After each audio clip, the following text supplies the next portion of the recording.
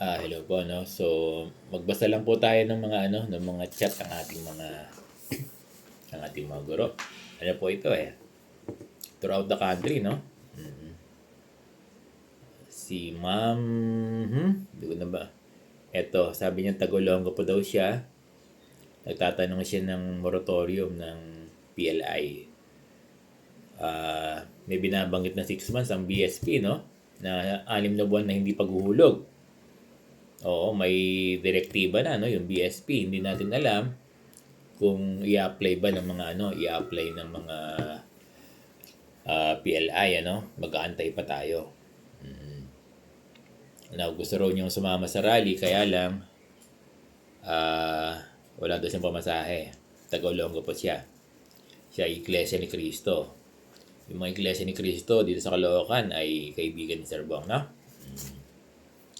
Ito naman ay palagi ito division ng R.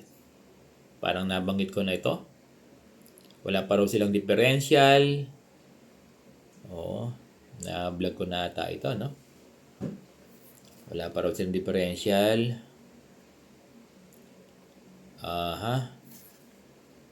Medical allowance, hindi pa nare-release.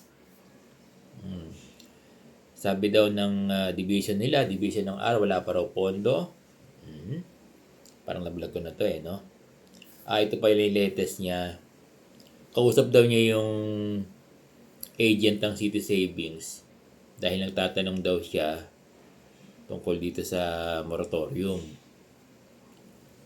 Alam nyo, wala pang alam yung mga siyempre, aantayin pa rin nila yung mga PLI, aantayin pa rin nila yung yung mga, yung direktiba. It's either from BSP or from DepEd or from Malacanang.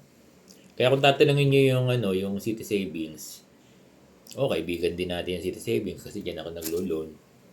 Ang sagot daw, aantayin pa yung utos ng DepEd. Tama ang City Savings dito, no? So, puntahan pa natin iba, ha? Yan lang kayo. Subukan natin sagutin.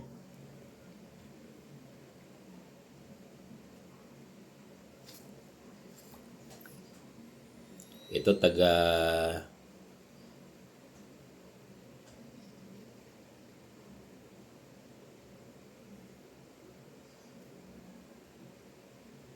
Mindanao to. Mindanao na lang. Mahirap ba,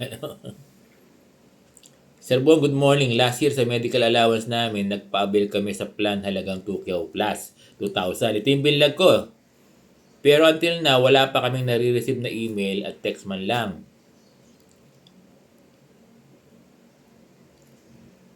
Division kasi yung representative doon sa Medicare. Till now, wala talaga. Hindi ko alam kung ano ibig mo sabihin dito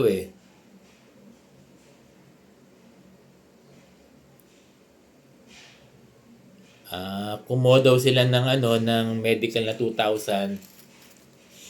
Parang sinasabi niya wala pang wala pang card, parang ganoon So malabo yung hindi ko maintindihan no. Ano siya, Mindanao to, di ko na lang banggitin. Sige.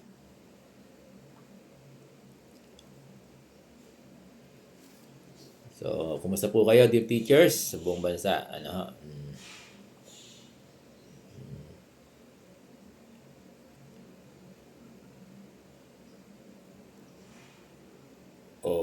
So, ano ba to? Luzon. Luzon.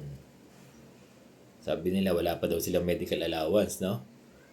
Wala na po ang pantawid gutom at baon ng kolehiyo.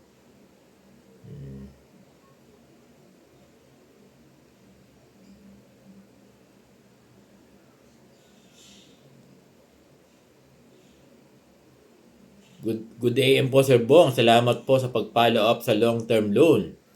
Maasa din po kaming mag-iina doon. Wala po akong ibang source kundi teaching. 4 po ang sinusuportahan kong anak. 2 college, 2 high school. Maaga po ako na widow. Sana may long term. Alam niyo, darating din yan, ma'am. Oo. So, ano sila? Ah, Luzon. Hindi ko nabanggitin, ha? Oo. Sige.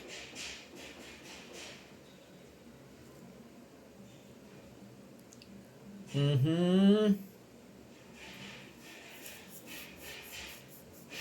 Sige, basa-basa lang tayo. Magandang umaga po. Ito naman. Puro walang medical allowance, no? Good day. Magtatanong lang po, bakit po dito sa Division of City of M? Until now, ano to, Luzon. Gitnang Luzon. Wala pa pong nilalabas na result ang mga approved sa ECP. Sa ibang division po, halos lahat na i-post na.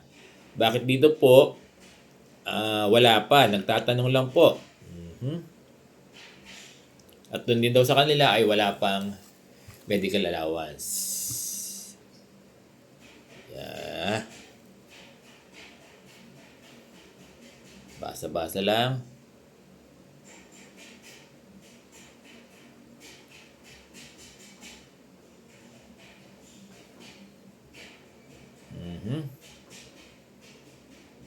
Good morning po, Sir Bong.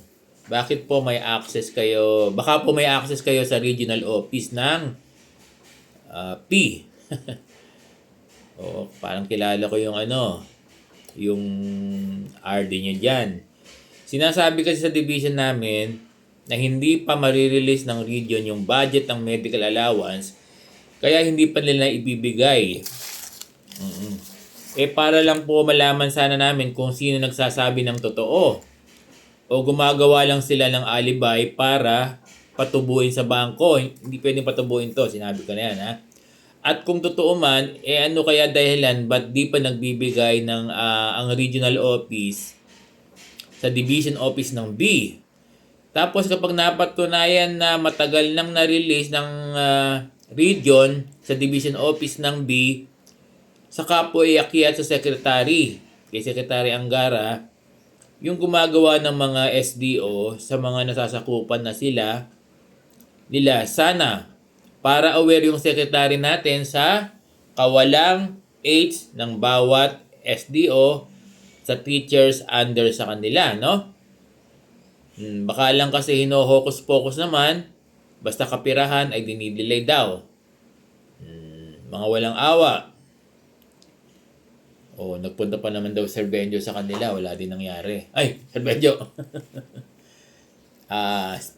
Speaking of medical allowance, may nagsabi kasi na from division office na finance, hindi from other division, na wala pa daw yung regular. Wala pa daw yung regular budget ng medical allowance, kaya lang, bakit naglabas ng yung division office na ibibigay ng first quarter, no? So ilan lang po 'yan sa mga mga binasa nating mga sulat at sulat tuloy. Chat sender ang ating mga guro, no? Maraming salamat po.